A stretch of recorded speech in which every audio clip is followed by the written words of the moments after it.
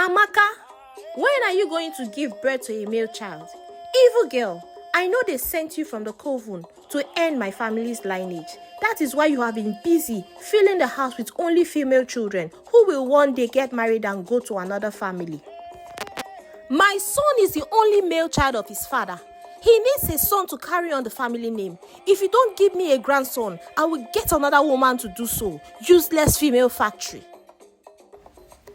Those were Ego Ibu's words to Amaka, who said nothing in reply, but held her last daughter tightly to herself and cried. She looked up to heaven and said, "Oh God, I have done all I can to give birth to a male child. I have even given birth to more children than I planned for. God, please help my marriage." Amaka was the wife to Ego Ibu's only son, Chidi. Amaka was married to Chidi, a man she loved with all her heart.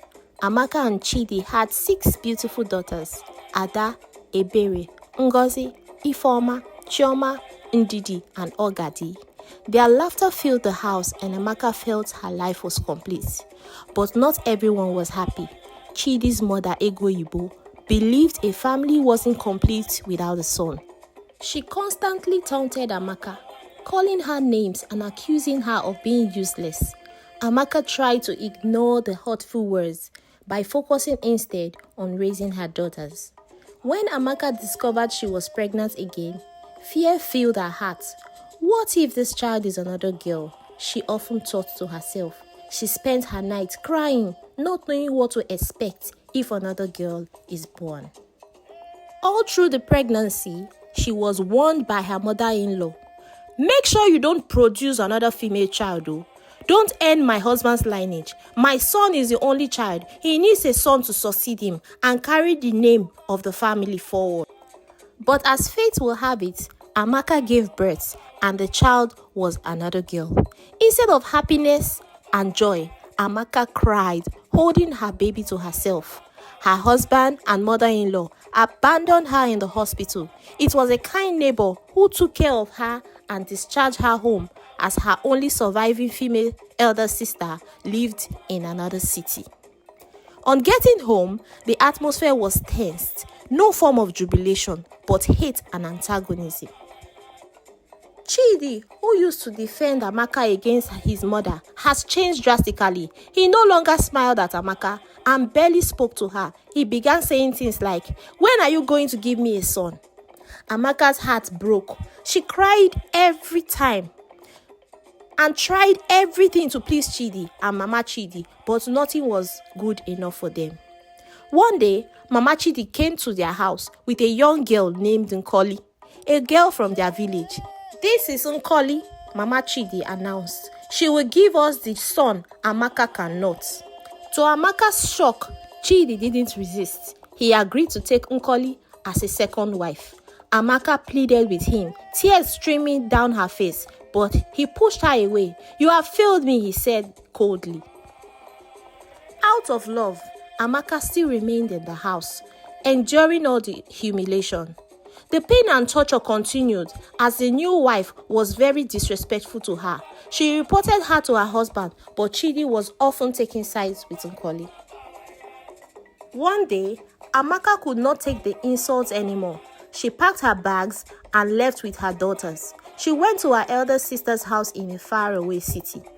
Her sister supported her, gave her some money to start some small business. She started selling okrika to build a new life. Her daughters and her elder sister helped her, and their bond grew stronger. Few weeks later, Amaka discovered she was pregnant. She was scared but hopeful.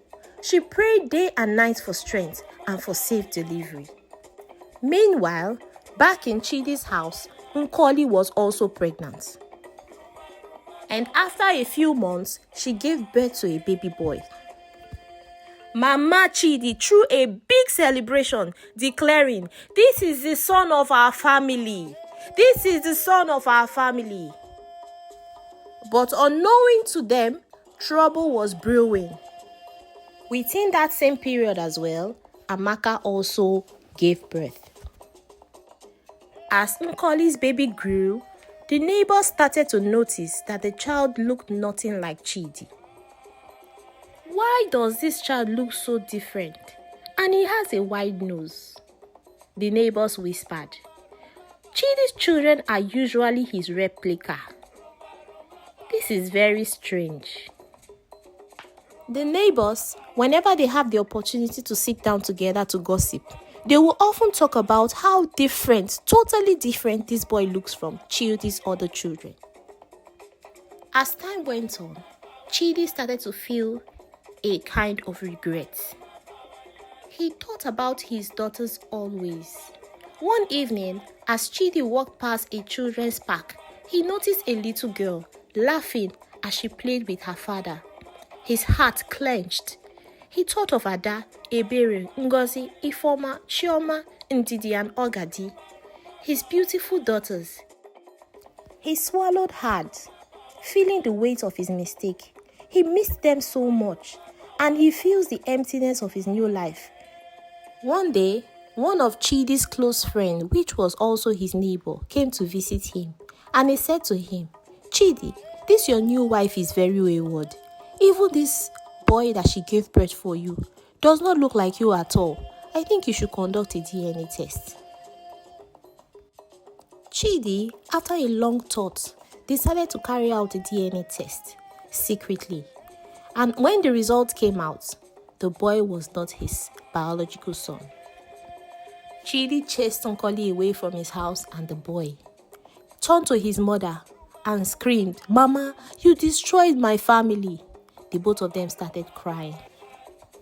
I am sorry, my son. Please forgive me, Egoyibu said.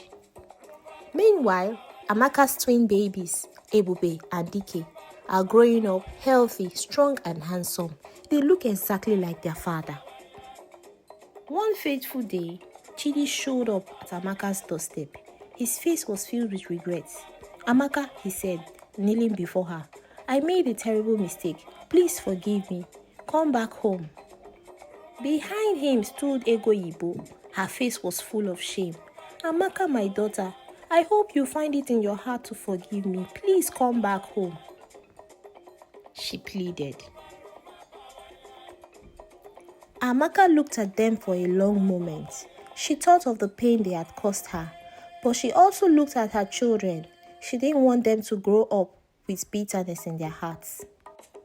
I forgive you, Amaka said softly.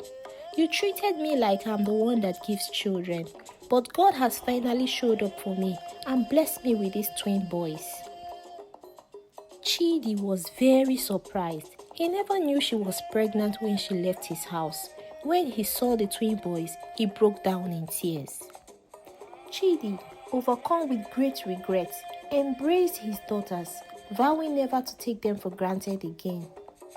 Egoyibo also apologized to Amaka and the children. They moved back home together and lived happily ever after. Thank you for watching.